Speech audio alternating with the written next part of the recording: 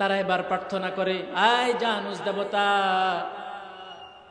আগামী বছর যদি ভালো থাকতে হয়, আগামীর দিনগুলি যদি সুখে শান্তিতে কাটাতে হয়, তাহলে তোমাকে খুশি করা লাগবে, তোমার দয়া লাগবে, তোমার কৃপা লাগবে। এই জন্য তোমার কাছে আমরা দয়া ভিক্ষা করতেছি, অনুগ্রহ ভিক্ষা করতেছি, আগামীর দিনগুলিতে তুমি আমাদেরকে ভালো রাখো। এইভাবে 31শে ডিসেম্বর রাত 12টার পরে সামনের মুখের কাছে এসে এইভাবে তারা জানুস দেবতার কাছে প্রার্থনা করে।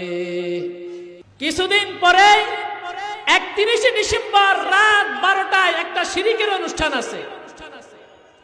কিসের অনুষ্ঠান? শিরিকের অনুষ্ঠান। কিভাবে?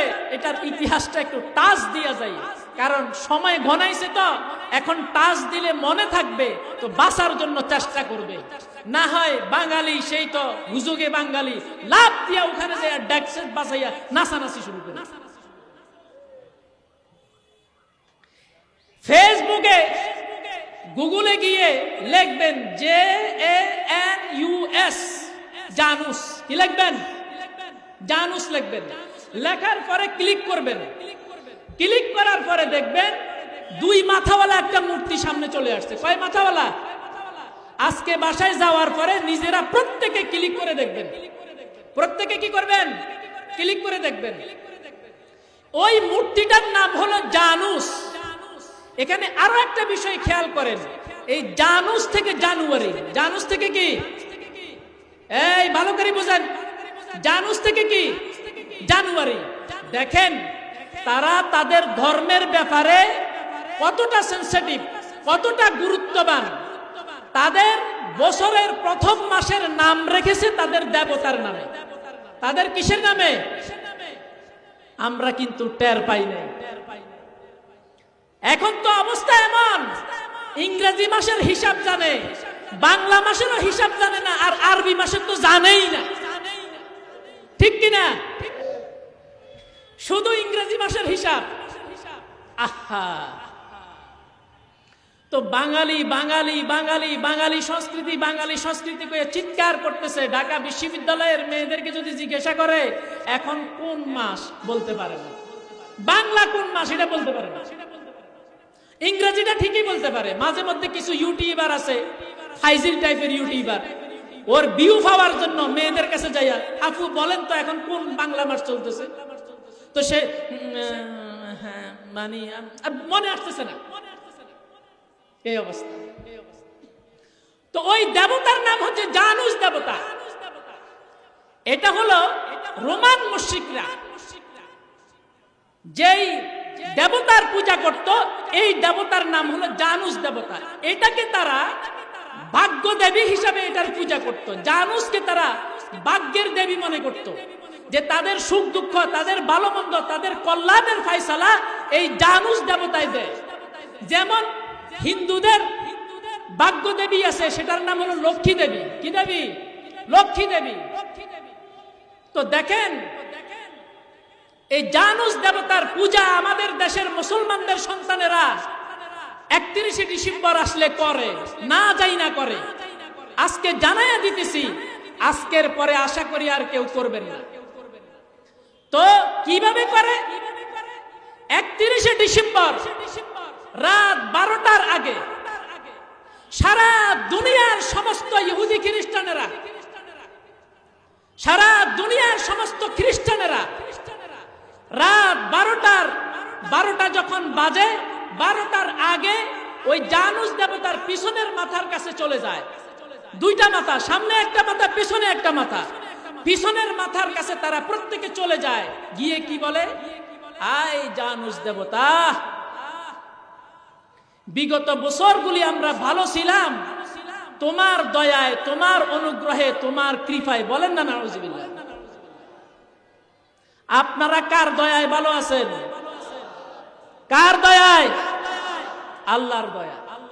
তো তারা জানুস দেবতার পিছনের মুখের কাছে গিয়ে বলে যে বিগত বছরগুলিতে আমরা তোমার দয়ায়, তোমার কৃপায় ভালো ছিলাম। যেই মাত্র 12টা বাজে তখন সাথে সাথে সামনের মুখের কাছে চলে আসে। সামনের মুখের কাছে আসার পরে এখন আপনারা বলবেন আর কি, হুজুর এখানে এটা যে শিরিকের অনুষ্ঠান, এই শিরিকের অনুষ্ঠানে আমাদের সম্পর্কের সূত্রতা আপনি কিভাবে পাইলেন? আমরা তো আর জানুস দেবতার পূজা করি না, আমরা তো আর ওই সামনের মাথা পিছনের মাথা এগুলো আমরা করি না। তো বলে শয়তান বলে যে মুসলমান, তোমাকে তো সরাসরি যদি বলি জানুস দেবতার পূজা কর, তুমি করবে না, কারণ তুমি ভাগ্যের মালিক মনে করো একমাত্র আল্লাহ সুবহানাহু ওয়া তাআলা, তুমি তো করবে না। এখন তোমাকে তো করাইতে হবে, কিভাবে? তোমাকে এবার লেভেল পাল্টাইতে হবে। এই শিরিকের অনুষ্ঠানে তোমাকে নিয়ে আসতে হলে, এই শিরিকের অনুষ্ঠানে তোমাকে জড়াইতে হলে লেভেল পাল্টাইতে হবে। তো কিভাবে লেভেল পাল্টাইছে? 31st night. কি 31st নাইট? বর্ষবরণ অনুষ্ঠান। কি অনুষ্ঠান? তোমাকে নাম পাল্টাইয়া দিয়েছে। আল্লাহ পাক রব্বুল আলামিন কোরআনুল কারীমের ভিতরে বলেন, সুম্মা লাআতিয়ান্নাহুম মিন বাইনি আইদিহিম ওয়া মিন খালফিহিম ওয়া আন আইমানিহিম ওয়া আন শামাইলিহিম ওয়া লা তাজিদু আকসারাহুম শাকিরিন। আল্লাহ পাক রব্বুল আলামিনকে শয়তান চ্যালেঞ্জ দিয়ে বলেছিল যে আমি বনি আদমের সামনের দিক থেকে আসবো, পিছন দিক থেকে আসবো, ডান দিক থেকে আসবো, বাম দিক থেকে আসবো। মুফাসসিরিনে কেরাম এই আয়াতের ব্যাখ্যায় বলেন, ডান দিক থেকে আসা, বাম দিক থেকে আসা, পিছন দিক থেকে আসা, সামনের দিক থেকে আসা, এর মানে হলো শয়তান আপনাকে এক পদ্ধতিতে ধোঁকা দিবে না, বিভিন্ন পদ্ধতিতে ধোঁকা দিবে।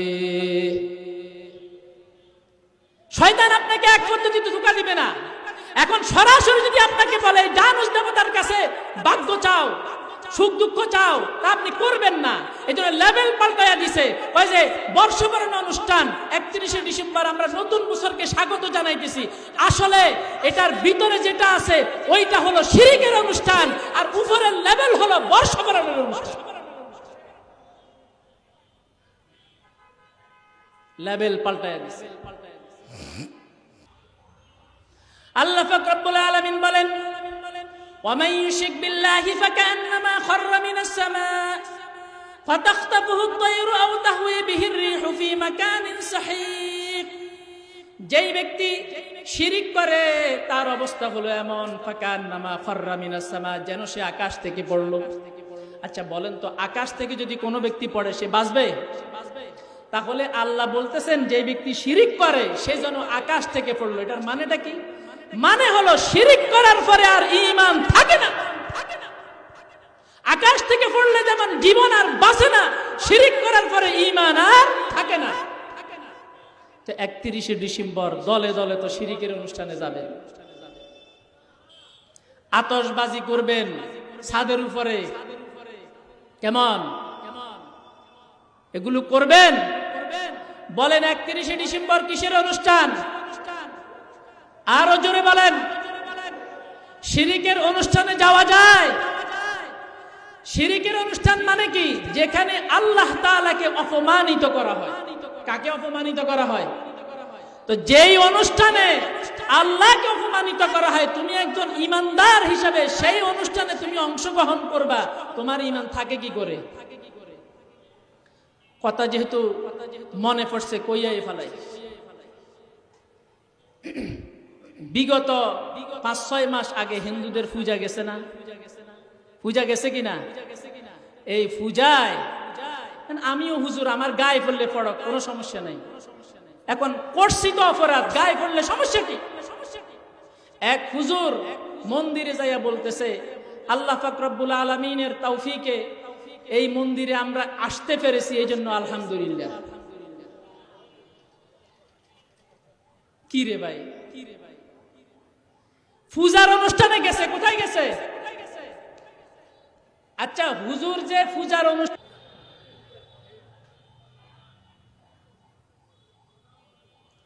হযরতে ওমর রাদিয়াল্লাহু তাআলা আনহুকে শয়তান দেখলে পালিয়ে চলে যেতেন।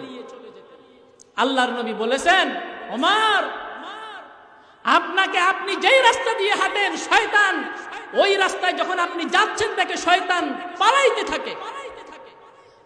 ওমর রাদিয়াল্লাহু তাআলা আনহুকে দেখলেও শয়তান পালাইতো, আর আমাদেরকেও দেখলেও শয়তান পালায়। দুই ফালানের ভিতরে পার্থক্য আছে।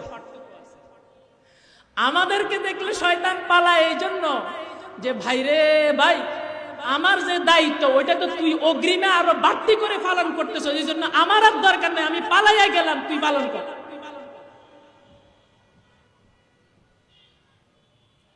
ومن يشرك بالله فكأنما خر من السماء فتخطفه الطير।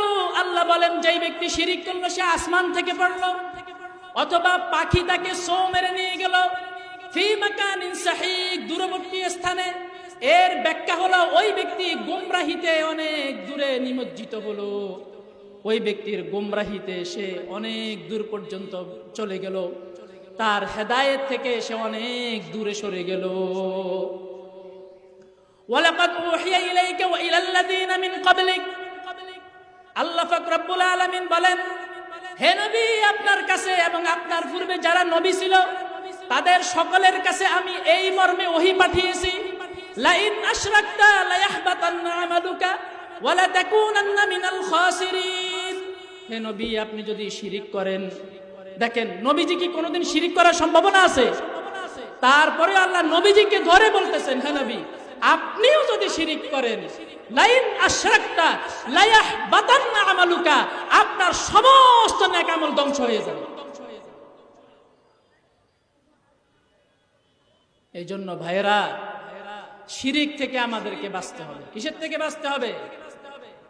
তো আল্লাহর নবী বলেন 7টা জিনিস হলো ধ্বংসাত্মক। এর মধ্যে 1 নম্বর হলো শিরিক। এই জন্য যেহেতু শিরিকের একটা অনুষ্ঠান কাছে, এই জন্য টাচ দিয়ে গেলাম। বলেন আমার সাথে সাথে বলেন যে আল্লাহ আমাদের সকলকে আজীবনের জন্য মৃত্যু পর্যন্ত শিরিক থেকে বাঁচার তৌফিক দান করেন। জোরে আরো উপরে হাত তোলেন, হাত ভালো করে তোলেন। আল্লাহ আপনি সাক্ষী থাকেন, আপনি দেখতেছেন এই হাতগুলি আকাশের দিকে উঠাইছে। আল্লাহ আপনি নিজের গায়েবী মদদে আমার ভাইদেরকে আপনি শিরিক থেকে বাঁচাইয়া রেখে। হাত নামা। তাহলে 31শে ডিসেম্বর আপনার সন্তান, আপনার মেয়ে যদি সাজগোজ করে, আপনি কি করবেন? 31শে ডিসেম্বর উপলক্ষে যদি সাজগোজ করে, তা আপনি কি করবেন?